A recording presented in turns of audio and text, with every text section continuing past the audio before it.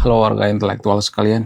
Guys, mantan presiden Syria yang juga pendukung Iran dan pendukung Rusia dihukum metong, guys. Wow, gila, luar biasa. Tidak tanggung-tanggung, guys. Langsung dihukum metong. Nah, yang jadi pertanyaan, apa kejahatan daripada mantan presiden Syria ini? Apakah karena dia tidak berpihak pada Amerika? Apakah dia punya sejarah kelam? Jadi konon katanya alasannya karena mantan presiden Syria ini membunbun warganya sekitar 200.000 jiwa. Wow, gila, luar biasa. Jumlah yang sangat-sangat fantastis. Ternyata pendukung Iran itu sebegitu mengerikan ya. Kemudian selain itu, kalau saya perhatikan di Timur Tengah itu, kalau kita jeli ya, setiap ada pergantian pemerintahan, setiap ada pergantian kepemimpinan, biasanya akan syarat dengan konflik. Syria konflik. Kemudian ada banyak negara-negara di Timur Tengah yang konflik gitu ya. Negara-negara seperti Afghanistan, ya kemudian Irak dan lain sebagainya. Itu kan syarat dengan konflik gitu. Kenapa? Ya, setiap ada pergantian kepemimpinan selalu terjadi yang namanya konflik di Timur Tengah. Lalu bagaimana dengan di Konoha? Kalau saya perhatikan, menurut keyakinan saya, ini sudah mulai ada bibit-bibitnya gitu ya. Sudah mulai ada bibit-bibit seperti yang ada di Timur Tengah. Nah, kalau Anda pengen Konoha itu aman dan nyaman, tidak seperti yang terjadi di Timur Tengah, mohon tonton video ini sampai habis. Karena saya akan bongkar apa sebenarnya alasannya. Dan alasannya tidak sesimpel yang kita bayangkan. Ini sangat rumit sekali, guys. Sangat kompleks sekali. Nah, yang jadi pertanyaan, kenapa Presiden Syria ini dihukum metong dan kenapa di Timur Tengah itu selalu terjadi konflik ketika pergantian kepemimpinan? Jadi guys, ternyata alasannya adalah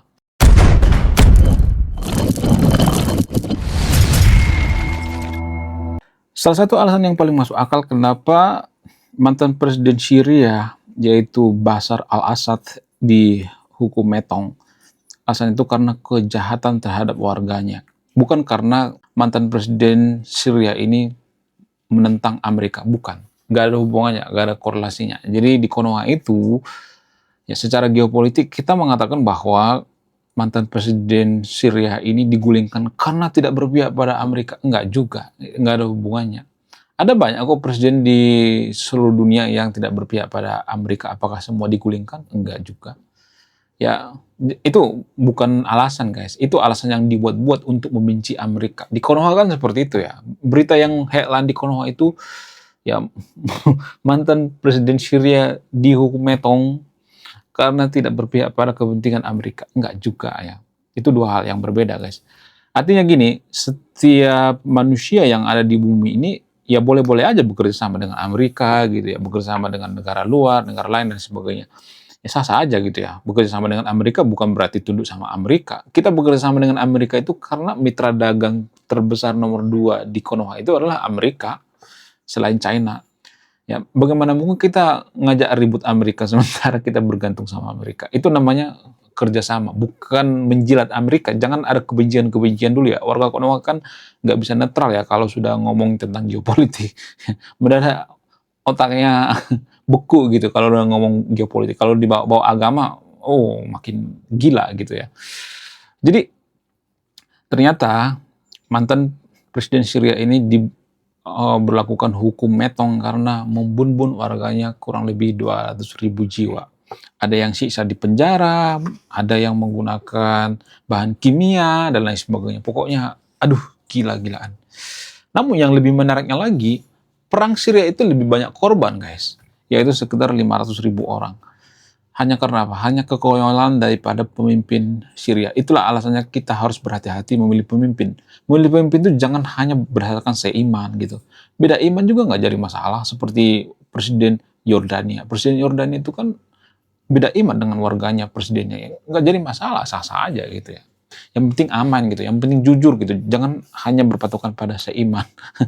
Itu nggak boleh guys. Itu uh, maksudnya dalam konteks kepemimpinan nggak bagus seperti itu guys ya. Nggak boleh kita rasis terhadap yang beda agama, nggak boleh seperti itu ya. Itu dilarang keras guys. Di channel ini maksudnya, kalau di channel lain sok aja nggak jadi masalah ya. Kemudian selain itu, kalau saya perhatikan di Timur Tengah itu sangat dengan yang namanya konflik. Setiap ada pergantian kepemimpinan biasanya itu pasti ada konflik. Nggak semuanya tapi disclaimer, tapi rata-rata seperti itu ya. Timur Tengah itu tidak mengenal yang namanya demokrasi. Mereka tidak mengerti demokrasi. Timur Tengah itu nggak cocok dengan demokrasi. Nggak. Kenapa saya mengatakan seperti itu? Ada banyak faktor ya, tapi faktor yang paling utama itu karena kurangnya kesadaran. Jadi demokrasi itu hanya cocok bagi negara yang berkesadaran. Kalau negara tidak berkesadaran biasanya tidak akan cocok. Hanya orang-orang yang SDM tinggi yang cocok dengan demokrasi. Ya, Timur Tengah nggak cocok banget dengan demokrasi. Karena apa? Karena mereka itu punya budaya konflik. Kenapa Timur Tengah itu punya budaya konflik? Apa alasannya? Apa jadi pemicunya? Pemicunya itu karena faktor daripada geografis ya. Kita tidak bisa lepas dari yang namanya faktor geografis negara-negara Timur Tengah. Di zaman dulu, ya ini sudah saya bahas berkali-kali di channel saya. Zaman dulu, ya, zaman dulu banget sebelum ditemukan yang namanya minyak di Timur Tengah, sumber daya alam itu terbatas banget di Timur Tengah karena gersang, gurun dan lain sebagainya. Jadi penuh dengan konflik. Kalau kita misalnya nih pengen sumur gitu ya, atau pengen kebun misalnya ya, atau pengen sungai misalnya, kita harus konflik dulu gitu ya. Kalau kita pengen buah gitu, ada pohon misalnya, ada satu pohon korma misalnya, itu bisa perang bertahun-tahun memperebutkan satu pohon korma zaman dulu. Karena kurangnya sumber daya alam gitu ya. Jadi beda dengan Nusantara. Nusantara itu kan di mana-mana ada makanan. Zaman dulu kan seperti itu ya. Kemudian di mana-mana ada sungai gitu ya. Sumur di mana-mana.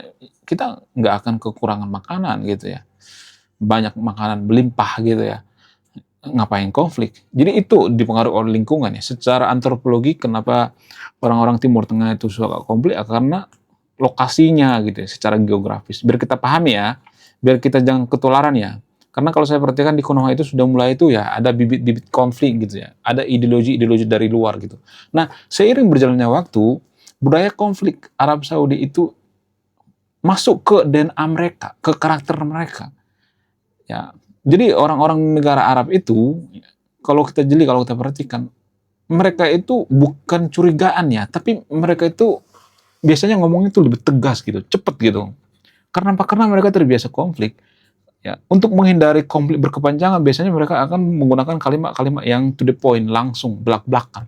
Orang-orang Timur Tengah itu belak-belakan guys, to the point. Mereka nggak terlalu suka menutupi gitu ya. Orang yang terbiasa konflik itu, ya biasanya mereka itu langsung ceplas-ceplos gitu ya. Di Indonesia juga ada beberapa suku yang ngomongnya ceplas-ceplos gitu, karena di sana terjadi atau sering terjadi yang namanya konflik. Seperti misalnya di daerah timur gitu ya, orang-orang Papua itu kan mereka terbiasa konflik dari dulu, sehingga mereka ceplas-ceplos ngomongnya, tegas gitu ya. Orang Batak juga seperti itu. Kalau Anda perhatikan orang Batak itu ceplas-ceplos gitu ya, nggak mau ditutupi gitu. Apa yang ada di hatinya itu disampaikan gitu. Itu kebiasaan atau tabiat daripada orang-orang yang suka berkonflik gitu. Apakah itu salah? Enggak juga gitu. Tapi itu mempengaruhi karakter manusia, itu dipengaruhi oleh lingkungan gitu ya, dipengaruhi oleh tradisi gitu ya. Artinya gini, saya itu kan siswa sastra ya, jadi saya mempelajari yang namanya budaya. Budaya itu terbentuk karena apa? Ya, biasanya dipengaruhi oleh geografis, lingkungan gitu ya. Nah, lama-lama kebiasaan ini akan membentuk tradisi. Ya, tradisi ini akan membentuk budaya, dan budaya ini akan membentuk karakter masyarakat. Nah, itu berhubungan guys. Ya, secara ilmu budaya ya. Dulu saya waktu di kampus belajar tentang ilmu budaya ya, di Fakultas Ilmu Budaya atau FIB ya. Jadi yang terjadi di Timur Tengah itu seperti itu guys, karena sering terjadi yang namanya konflik ya, konflik tentang sumber daya, maka semakin maju ya suatu bangsa, tetap juga gitu ya, walaupun sudah semakin modern, tetap juga DNA konflik itu nggak bisa dihilangkan.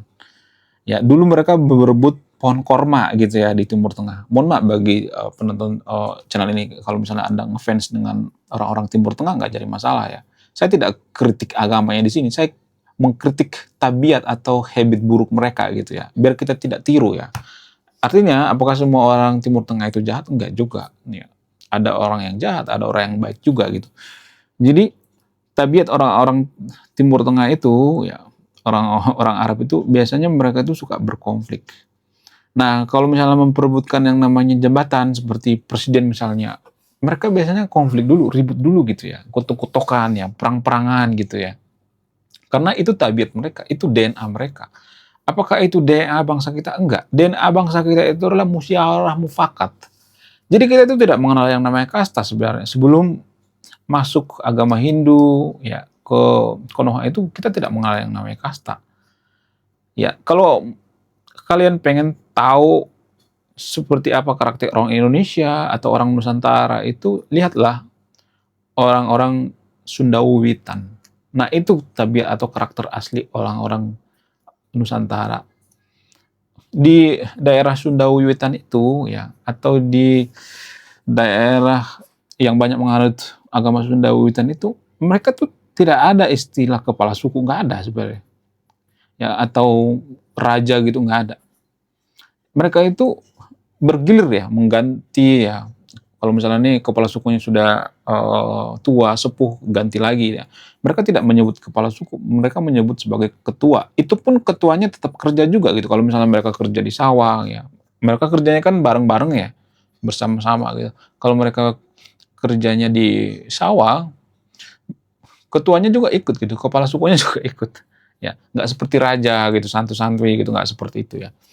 Jadi itu sebenarnya budaya bangsa kita yang hilang gitu ya, dan mulai digantikan dengan budaya-budaya dari luar gitu ya, budaya-budaya Timur Tengah. Kenapa budaya Timur Tengah itu menjamur di Konoha? Apa alasannya? Apa karena saya benci dengan budaya Timur Tengah? Enggak, saya enggak benci dengan budaya Timur Tengah. Kalau itu tujuannya damai, saya enggak ya. Tapi permasalahannya budaya Timur Tengah itu enggak semuanya baik. Ada yang buruk juga, seperti budaya konflik.